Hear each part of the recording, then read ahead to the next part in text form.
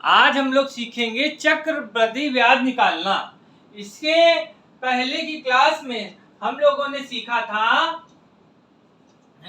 साधारण ब्याज ज्ञात करना। साधारण ब्याज की क्लास 2-3 दिन पहले हुई थी। उस क्लास के बाद आज हम चक्रवृद्धि ब्याज पढ़ा रहे हैं। तो आप लोग आज हम लोग सीखेंगे चक्रवृद्धि ब्याज। ठीक है, बिल्कुल उसी तरीके सवाल है, लेकिन इसका थोड़ा प्रोसेस लंबा है, इसलिए आप लोग ध्यान से इसको सुनिएगा। ऐसा है कि हमारे पास मूलधन दिया है 500 रुपए। 500 रुपए वार्षिक ब्याज की 500 रुपए 5% वार्षिक ब्याज की दर से।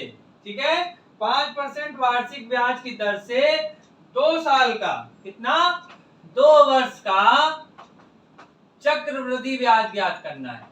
ठीक है, 2 वर्ष का चक्रवृद्धि ब्याज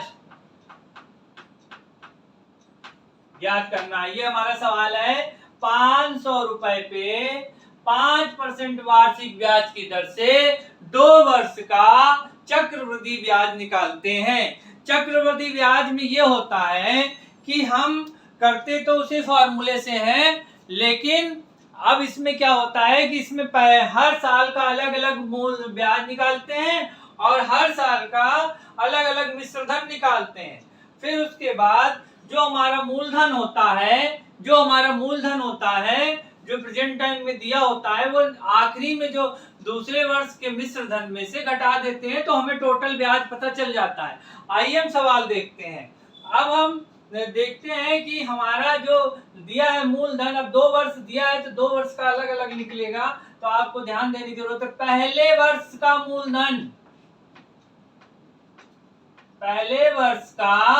मूलधन कितना दिया भाई? 400 रुपए। 400 रुपए से स्टार्ट किया है, तो ये पहले वर्ष का मूलधन हो गया। अब पहले वर्ष का ब्याज, अब इसमें क्या है, 2 वर्ष दिया है तो हर वर्ष का अलग अलग निकालेंगे। तो पहले वर्ष का मूलधन जो सवाल को दिया है वही लिख देंगे, यानी जो आपका लिखा है 500 रुपए वो लिख देंगे।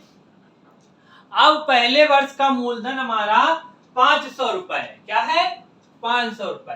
अब पहले वर्ष का ब्याज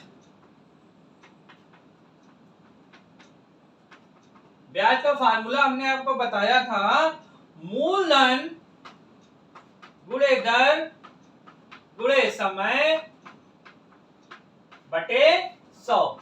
ये आपका ब्याज का फार्मूला हमने आपको बताया था। अब पहले वर्ष में ब्याज हमारा 400 रुपए मूलधन है, दर हमारा है 5% वार्षिक दर से, समय इसमें वही यूज करें, 1 वर्ष का है।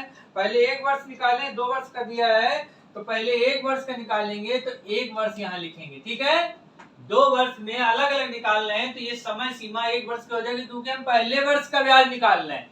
ठीक है, अगर जो 3 वर्ष दिया है तो 3 बार निकालेंगे, लेकिन फिर भी हम एक ही लिखेंगे, मतलब 1 वर्ष लिखेंगे। अब इसको निकालेंगे, ये इससे कट जाएगा, 4 पंचे 20। ये 20 रुपए जो है पहले वर्ष का ब्याज आ गया। अब पहले वर्ष का मिश्र धन,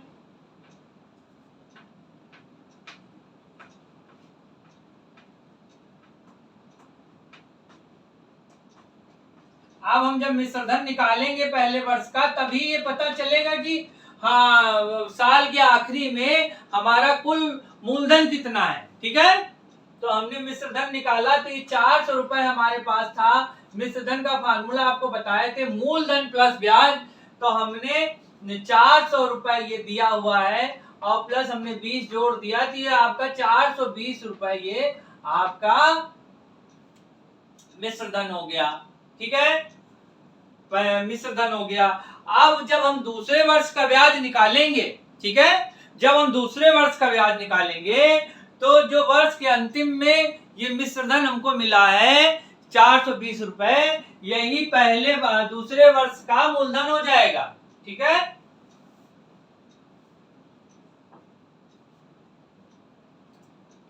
दूसरे वर्ष का मूलधन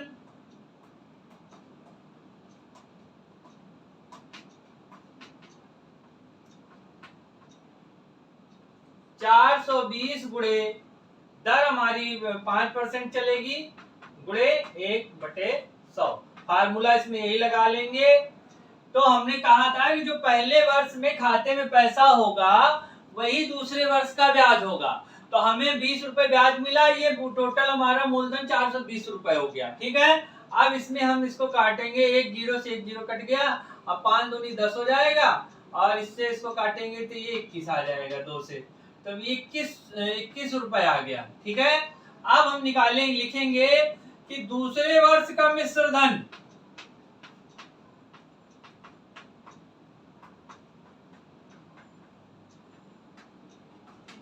दूसरे वर्ष का मिश्र धन हो गया हमारा, कितना हो गया भाई, हमारा मूलधन था 420 रुपए और 21 रुपए हमको ये ब्याज मिला। तो ये 21 रुपए हमें ब्याज मिला, तो ये हो गया हमारा 441 रुपए। 441 रुपए ये दूसरे वर्ष का मिश्र धन हो गया। अब हमें कितना ब्याज मिला, मतलब जो हमने चक्रवृद्धि ब्याज हमने ज्ञात किया, तो अब हमें कितना मिला भाई,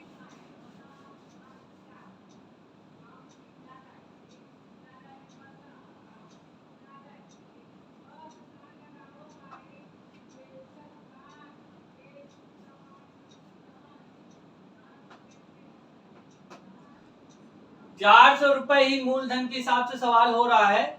ठीक है, हम ध्यान नहीं दिए हैं, आप लोग कंफ्यूज मत होइएगा। तो हमारा ये मूलधन जो हो गया, मिश्र धन हो गया हमारा 441 रुपए। अब हम ब्याज निकालेंगे, चक्रवृद्धि ब्याज।